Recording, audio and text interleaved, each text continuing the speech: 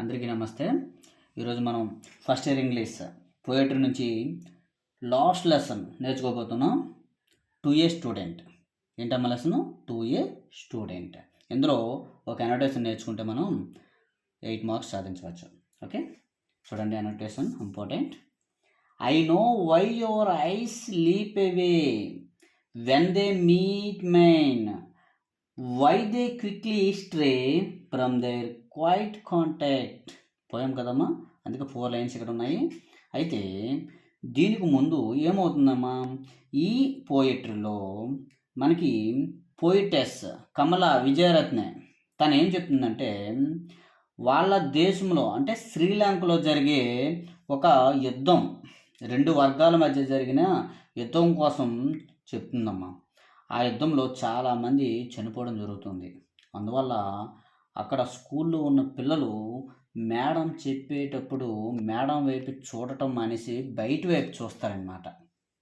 అందువల్ల క్లాస్ రూమ్లో అటెన్షన్ పెట్టరు, మేడం వైపు దృష్టిని పెట్టలేకపోతున్నారు వాళ్ళు స్టూడెంట్స్.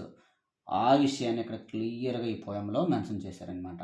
చూడండి, ఒకసారి ఎక్స్ప్లెయిన్ చేసుకుందాం. ఐ నో, నాకు తెలుసు. ఎవరు చెప్తున్నారు? మేడం గారు చెప్తున్నారు. Why your eyes, your eyes అంటే స్టూడెంట్స్, మీ కళ్ళు లీప్ అవే, ఎందుకు బయటకు చూస్తున్నాయో నాకు తెలుసు. మీ కళ్ళు బయటికి ఎందుకు చూస్తున్నాయో నాకు తెలుసు. వెన్ దే మీట్ మైన్, అవి యాక్చువల్గా ఎవరిని చూడాలి? కళ్ళు. క్లాస్ చెప్తున్నాను కాబట్టి నన్ను చూడాలి, మీ కళ్ళు నా వైపు చూడాలి. కానీ మీ కళ్ళు బయటికి చూస్తున్నాయి, ఎందుకో నాకు తెలుసు అంటున్నాం. ఈ 2 లైన్లు, లాస్ట్ 2 లైన్స్ ఉన్నామా. వై దే క్విక్లీ స్ట్రే, చూసారా? క్విక్లీ తొందరగా, స్ట్రే అంటే తిరగటం అమ్మ. కళ్ళు అంటే ఒకవైపు మేడం వైపు, ఒకవైపు బయట వైపు. ఎందుకు ఇలా అంత తొందరగా మీ కళ్ళు అటు ఇటు తిరుగుతున్నాయో? ఫ్రమ్ దెయిర్ క్వైట్ కాంటాక్ట్, నిశ్శబ్దంగా ఆ కళ్ళు అనేవి నిశ్శబ్దంగా ఉండాలి. నిశ్శబ్దంగా నా వైపు మాత్రమే చూడాలి, నేను చెప్పే లెసన్ మాత్రమే వినాలి. కానీ బయటికి చూస్తున్నాయి, నా వైపు చూస్తూనే అటు ఇటు తిరుగుతున్నాయి, ఎందుకో నాకు తెలుసు అనే విషయాన్ని ఈ లైన్లో ఉందమ్మా. రెఫరెన్స్ చూద్దాం. The given lines are taken from the poem. ఏం పోయం ఉన్నది? 2A student. ఇక్కడ ద అని ఉంది కాదు, 2A స్టూడెంట్. 2A స్టూడెంట్ అనే లెసన్, ఇది పోయం. ఆ పోయం నుంచి మనము ఈ 4 లైన్స్ తీసుకోబడ్డాయని చెప్తున్నారు అనమాట. Written by Kamala Wijeratne. ఎవరు రాశారమ్మా? కమల విజయరత్నే. శ్రీలంకన్ నేమ్స్ అలాగే ఉంటాయి, విజయరత్న అని. కమల విజయరత్నే. ఏ శ్రీలంకన్ పోయిటెస్. ఇది మనం రేర్గా చూస్తుంటాం, ఎక్కువ ఇంగ్లాండ్, అమెరికా, లేకపోతే మన ఇండియా. ఈ 3 దేశాల నుంచి ఎక్కువ మనం పోయిట్లను చూస్తుంటాము. మనం రేర్గా శ్రీలంకన్ పోయిటెస్ చూసాం అనమాట. రైట్, ఇది రెఫరెన్స్. కాంటెక్స్ట్ చూడండి. In the poem Kamala discuss అంటే చెప్పడం. ఏం చెప్తుంది? How the racial war between the Tamils and the Sinhalese. చూసారా, వెరీ వెరీ ఇంపార్టెంట్. అంటే శ్రీలంకలో 2 వర్గాలు ఇప్పటికీ ఉన్నాయమ్మా. ఏంటమ్మా? అయితే చూద్దాం ఇక్కడ. Discuss how the racial war. Racial war అంటే వర్గ పోరు. రేషియల్ అంటే వర్గం, వార్ అంటే యుద్ధం. యుద్ధాన్ని మనం ఏమన్నాం? పోరు అంటున్నాము. రేషియల్ వార్ అంటే వర్గ పోరు. బిట్వీన్ ఎవరి మధ్యటమా? తమిళ్స్ అండ్ సిన్హాలీస్. తమిళ్స్ అంటే మన దేశం వాళ్ళేనమ్మా. తమిళనాడు ఆ ప్రాంతంలో ఉన్న వాళ్ళు బతుకు తెరువు కోసము అవతల వైపు శ్రీలంక వైపు వెళ్ళి అక్కడ స్థిరపడిపోయిన వాళ్ళందరూ కూడా తమిళ్స్.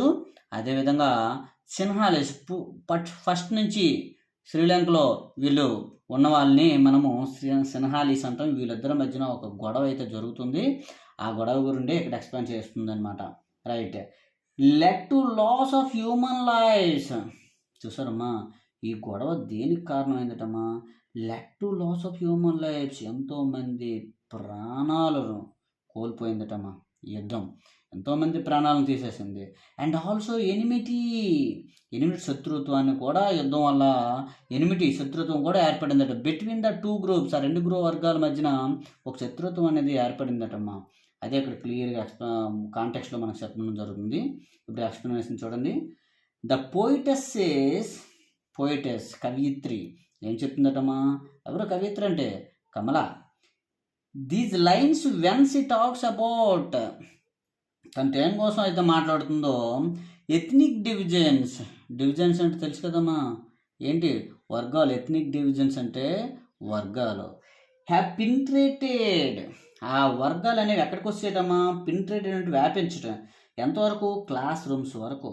ఏదో వాళ్ళ ఊర్లో, లేదా వాళ్ళ మండలంలో, లేదా వాళ్ళ జిల్లాలో ఎక్కడో యుద్ధం జరిగితే అక్కడ కాగిపోకుండా క్లాస్ రూమ్ వరకు వచ్చిందంటమ్మా. And how it has influenced by the young minds. చూసారా, చిన్న పిల్లలు వాళ్ళు. యంగ్ మైండ్స్ అంటే చిన్నవాళ్ళు. ఆ చిన్న పిల్లలను కూడా ఈ యుద్ధం అనేది ఇన్ఫ్లుయెన్స్ చేసిందంటమ్మా. అదే ఇక్కడ క్లియర్ చెప్తున్నారు. ద పోయిటెస్ టీచర్, ఈ పోయిటెస్ ఇక్కడ టీచర్ కాబట్టి, సీస్ ఫియోర్, తను చూసిందటమ్మా. దేన్ని చూసింది? భయాన్ని చూసింది. In the eyes of the students, ఎవరి కళల్లో? స్టూడెంట్స్ కళల్లో ఒక భయాన్ని చూసింది. యాక్చువల్గా క్లాస్ రూమ్లో స్టూడెంట్స్ ఏం చేస్తారు? టీచర్ వైపు నీట్గా కాన్సన్ట్రేట్ చేస్తారు. ఇక్కడ కాన్సన్ట్రేషన్ లేదు కాబట్టే అక్కడ ఏముంది అయితే భయం ఉంది. ఆ భయాన్ని కళల్లో చూసింది. అదే ఇక్కడ క్లియర్ రాయడం జరిగిందమ్మా. Next, she says the torn pieces, తను ఏం చెప్తుందంట? టోర్న్ పీసెస్ అంటే ముక్కలు. ఏ ముక్కలు అవి? హ్యూమన్ ప్లస్, మాంసపు ముక్కలు. ఎవరి మాంసం అది? మానవులు, మనుషులు కదా. అక్కడ చనిపోతున్నారు, కాల్చుకుంటున్నారు, యుద్ధం జరుగుతుంది కాబట్టి అక్కడ చాలామంది చనిపోయి ముక్కలు ముక్కలుగా వాళ్ళు పేలిపోతున్నారు అనమాట. సస్పెండింగ్ ఫ్రమ్ ద బుషెస్, చూసారా, ఈ ముక్కలు అనేవి పుట్టలపైన, చెట్టులపైన వేలాడుతున్నాయి అన్నమాట.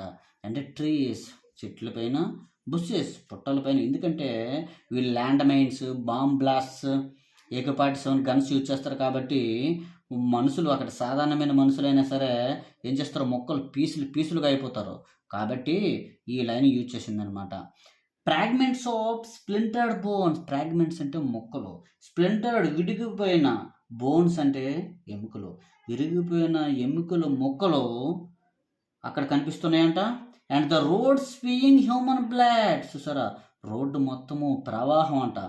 దేని ప్రవాహం అంట? మా స్పీయింగ్ అంటే ప్రవాహము. దేని ప్రవాహం అంటమా? Human blood. రక్తంతో రోడ్లన్నీ కూడా రక్తంతో ముద్దయిపోయి ఉన్నాయంట మా రోడ్లన్నీ.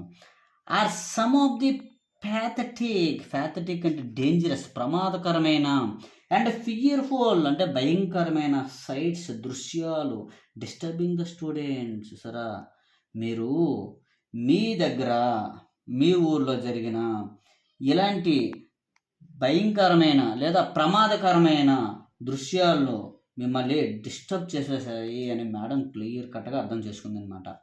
They are unable to concentrate.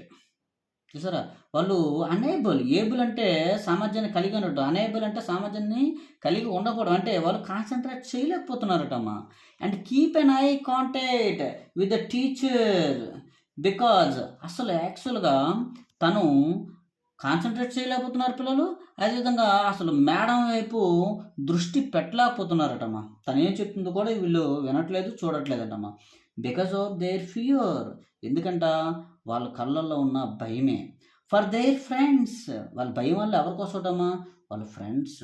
అమ్మో, మా ఫ్రెండ్స్ ఏమవుతున్నారు, బ్రదర్స్, మా సోదరులు ఏమవుతున్నారు, అండ్ డియర్ వన్స్, ఇష్టమైన వాళ్ళు, అమ్మమ్మ ఇష్టపడవచ్చు, మా ఇష్టపడవచ్చు, నాన్న, బాబాయ్ ఇలా ఉంటారు కదమ్మా, టీచర్స్, అందరు ఇష్టమైన వాళ్ళు చాలామంది ఏమవుతున్నారో. ఎందుకంటే వాళ్ళకి వినిపిస్తున్నాయి క్లాస్ రూమ్లోకి ఈ సౌండ్స్ అన్నీ కూడా, యుద్ధము జరుగుతుంది, ఆ సౌండ్స్ వీళ్ళకి వినిపిస్తున్నాయి కాబట్టి పాపము చాలా భయపడుతున్నారనమాట. ఇది మనకి ఎక్స్ప్లెనేషన్ అమ్మా. జనరల్లో చూద్దాం. The poetess knows the reason, పోయిటెస్కి తెలుసు అంటమ్మా రీజను. దేనికోసం? Why the eyes of the students sleep away, ఎందుకు స్టూడెంట్స్ కళ్ళు బయటకు చూస్తున్నాయో తెలుసు అంటాము. And why they quickly stray from the quiet contact, ఆ నిశ్శబ్దమైన కళ్ళు ఎందుకు బయటికి లోపలికి చూస్తున్నాయో తనకు తెలిసేటమ్మా.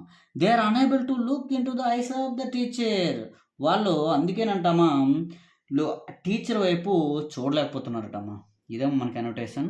ఈ ఒక్క అనోటేషన్ మనం నేర్చుకుంటే మనము 4th క్వశ్చన్లో, ఇది 2nd క్వశ్చన్లో వస్తుంది అనోటేషన్ మనకి. ఇదే లెసన్ నుండి మళ్ళీ 4th క్వశ్చన్లో పారాగ్రాఫ్ క్వశ్చన్ ఒకటి వస్తుంది, దానికి కూడా ఆన్సరు మనం దీన్ని రాయొచ్చు. ఇది మీకు తెలుసు. ఏం చేస్తాము పారాగ్రాఫ్ ఆన్సర్ రాసేటప్పుడు? రెఫరెన్స్ కాంటెస్ట్ని ఒక పారాగ్రాఫ్లో అదేవిధంగా ఎక్స్ప్లెనేషన్ జనరల్ రెలవెన్స్ని కలిసి ఒక పారాగ్రాఫ్గా రాసి మనం ఆన్సర్ చేయొచ్చు. ఈ విధంగా మనకి 8 మార్క్స్ ఈ ఒక్క ఆన్సర్ నేర్చుకుంటే వస్తుంది. Thank you for watching.